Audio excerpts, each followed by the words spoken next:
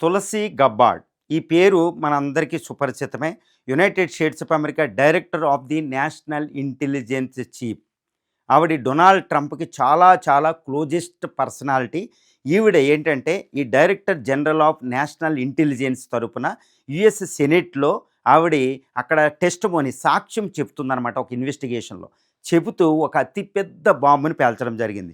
ఆ బాంబ్ ఏంటంటే United States of అమెరికాకి పాకిస్తాన్ శత్రువు.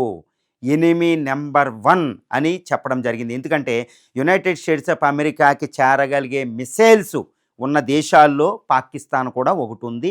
ఇది ప్రస్తుతం అమెరికాని అటాక్ చేయగలిగే మిసైల్స్ భూమి మీద 3000 ఉంటే అవి 2035 నాటికి 16,000 మిసైల్స్ అవ్వబోతున్నాయి. ఈ మిసైల్స్ తయారు చేసే దేశాల్లో ఇటు రష్యా, చైనాలు, నార్త్ కొరియా 3 దేశాలతో పాటు ఇంకొక 2 దేశాలను పెట్టింది. అది ఇరాన్. ఇరాన్ శత్రువే అమెరికాకి. అది యుద్ధం కూడా చేసుకుంటేనే మనకు తెలుసు. కానీ పాకిస్తాన్ మిత్రురాలుగా మనకి ఇక్కడ వ్యవహరిస్తుంది. ఇది షహబాజ్ షరీఫ్, అసీం మున్నీరు ఎప్పుడు యుఎస్ వెళ్ళడం, ట్రంప్తో మాట్లాడడం, ట్రంప్ రెడ్ కార్పెట్ వేయడం జరుగుతుంది. ఎవ్వరూ ఊహించలేనిది అది. కానీ ఇప్పుడు పాకిస్తాన్ కూడా తన యొక్క మిసైల్ ఫోర్స్ని అమెరికాకి చేరగలిగే విధంగా తయారు చేసింది, తయారు చేస్తుంది అనేది అమెరికా తులసి గబ్బార్డ్ ఆరోపణ అనమాట. ఇది ఒక రకంగా ఒక షేకింగ్ వేవ్స్ని క్రియేట్ చేసిందనమాట.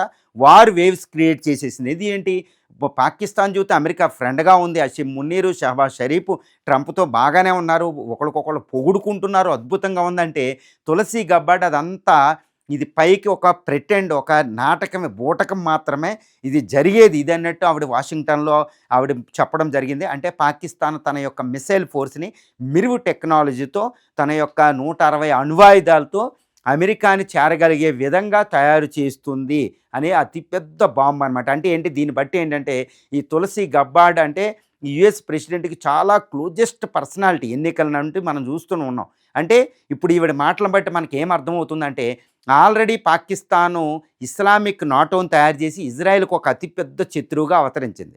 కాబట్టి ఇజ్రాయెల్ పాకిస్తాన్ని క్షమించదు. ఇప్పుడు అమెరికా కూడా అమెరికాని చేరగలిగే మిసైల్ తయారు చేసే దేశాన్ని అయితే అమెరికా వదలదు. కాబట్టి పాకిస్తాన్ టార్గెట్గా ఇటు ఇజ్రాయెల్, అమెరికా, ఇరాన్ తర్వాత నెక్స్ట్ టార్గెట్ అని మనం చెప్పుకోవచ్చు. ఇప్పుడు నుంచి Pakistan nuclear missiles, nuclear bombs మీద అమెరికా టార్గెట్ చేసే అవకాశం ఉందని ఈ తులసి గబ్బార్డ్ యొక్క టెస్టిమోనీని బట్టి మనకు తెలిసిపోతుంది. అంటే నేషనల్ సెక్యూరిటీ యొక్క మాటలు చెప్పడం అంటే, ఇంటెలిజెన్స్ రిపోర్ట్ చెప్పడం అంటే అది అమెరికా సామాన్యంగా అంగీకరించదనమాట. ఎట్టి పరిస్థితుల్లో పాకిస్తాన్ అణు కార్యక్రమాన్ని, Pakistan nuclear bomb, Pakistan missile ఫోర్స్ని అమెరికా సహించదు. ముఖ్యంగా ఇజ్రాయెల్ అయితే ఈ పాకిస్తాన్ మీద డైరెక్ట్ అటాక్ చేసే అవకాశం ఉంది. ఇప్పుడు ఇరాన్ మీద చేస్తున్నట్టు అనేది మనకు అవగతం అయిపోతుంది.